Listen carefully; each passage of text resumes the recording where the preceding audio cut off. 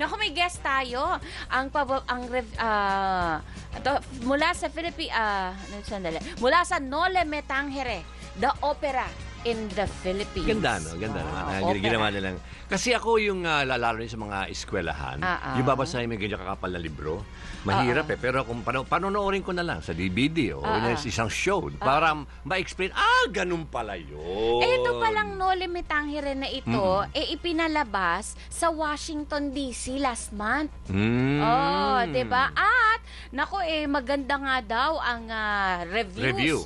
At very successful daw. Kaya naman, dinala ulit nila sa Pilipinas para ipagtanghal, para itanghal muli sa Resorts World Manila. Wow! Ang kompositor po ay ang national artist na si Felipe De Leon with libretto by national artist Guillermo Tolentino. Wala silang libretto, ano yun? Yun yung words. Yung words. Okay. Ang musika kay Felipe De Leon, tapos ang mga tawag to words si Guillermo Tolentino. Kumbaga yan, music yan. Yung there's a place for us. Yun naman si ano. Yun naman. Si libretto. Pagkatapos mamaya ho, guess ho natin, yun pong sumusuporta dito, si Attorney Loida Nicolas Lewis, ang kauna-unahang abogado. Sa Kongreso ba siya, Fred? O sa Senado? Hindi namin sure. I-verify na. Si Boy Abunda.